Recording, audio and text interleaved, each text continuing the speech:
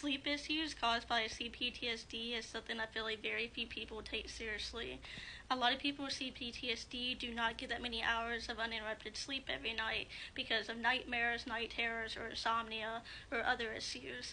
And I feel like if any other disorder caused people to have that few hours of sleep every night, people would do something about it. So we're starting with nightmares. Nightmares can be memories of the actual trauma itself, which can cause you to wake up into a flashback, or nightmares can be more indirect, where the dream has something to do with your trauma, such as you're in a powerless situation, begging for help, and nobody's there to help you, or they can actually have to do directly with the trauma. It can go either way. The thing about nightmares in CPTSD is even if the nightmares had to do with trauma, it's not necessarily having to do with trauma in the way that people would think of, such as a full-on like essay event or something like that. It can have to do with like psychological trauma that happened, or just everyday life type of stuff that the person had to deal with when they were being abused in childhood, because every day was kind of like a scary situation that was traumatizing to them. So it can be just everyday stuff, or it can be, bigger bid tease. A lot of the time these nightmares are reoccurring, at least for me, and so I'll have the same nightmare over and over and over and over again. A small example is I have continuously kept having the nightmare that I'm calling my mom, crying and begging her to listen to me and take me seriously about the stuff that was going on, and my mom just doesn't care, doesn't believe me, doesn't listen to me. And so every single night there'll be stuff like that. I'm using that as a smaller example because a lot of my nightmares are way worse than that.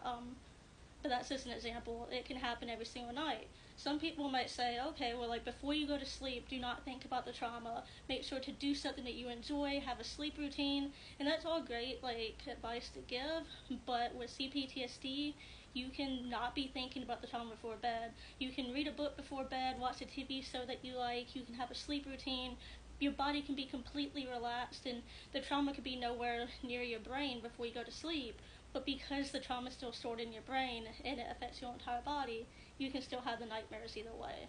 Another sleep issue that can be caused by CPTSD is night terrors.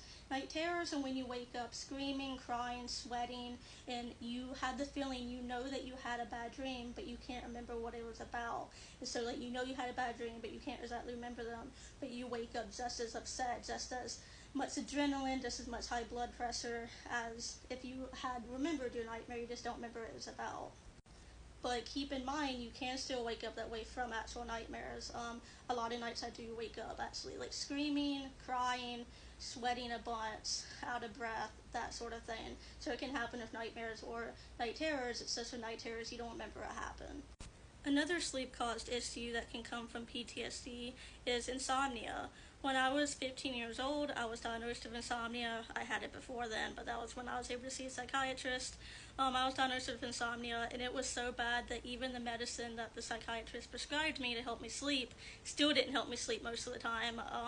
I was getting very little sleep. I got very little sleep throughout my teenage years.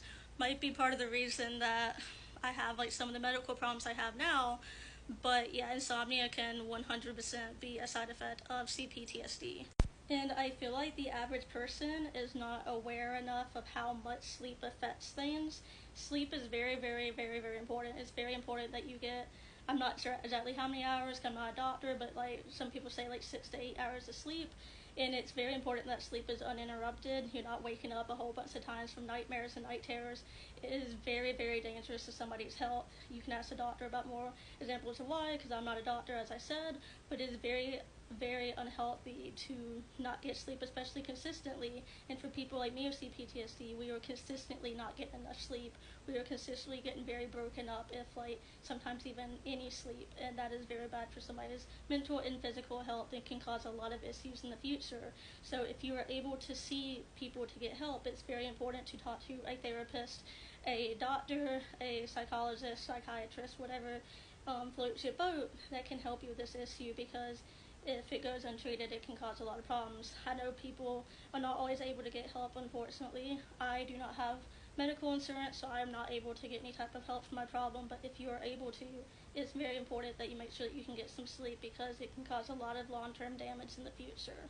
And if you are able to see a psychiatrist, I do know that the one medicine that is approved as of right now, specifically for PTSD, is a medicine that helps people not have nightmares when they sleep. It's just used for nightmares in general. What it does is it periodically lowers your blood pressure while you're asleep, because people with PTSD tend to get high blood pressure while they're sleeping, while they're having nightmares, because the nightmares raise the blood pressure, and so periodically, a little bit at a time, lowers your blood pressure while you sleep.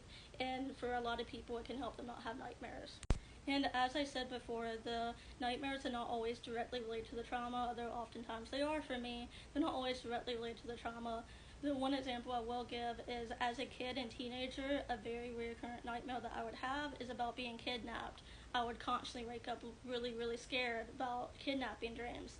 I was never kidnapped when I was growing up, and so that wasn't something that directly had to do with my trauma, but the feelings of being held hostage, the feelings of helplessness, the feelings of powerlessness, and the longing to be rescued from the unsafe environment that I was in, somewhat wanting to be kidnapped, I think, was part of the reason why I was having that dream, because part of me wanted somebody to save me, wanted somebody to kidnap me, to rescue me from that. And then I also felt like I was being held captive, and I had control taken over me and stuff. And so nightmares are not always directly related to the trauma, but there's definitely something psychological going on there that has to do with the trauma, just in an indirect way. So yeah, I want to end this video just repeating that it's very, very important to get a lot of good, healthy, uninterrupted sleep. It's not good if you constantly are getting uninterrupted sleep. It makes it very hard for somebody to work, hold down a job. It makes it very hard for somebody to function. It can cause physical and mental long-term damage to your body. And so please, if you're able to, get help. If you're not able to, just do whatever you can to help yourself, like I'm doing. And just know that there are people online who care about you, and use whatever resources that you have. And yeah, I want to make a video in the future on how CPTSD affects food and eating habits, and so if you guys are interested in that, I will try to do that whenever I am able to. Thank you and have a great day.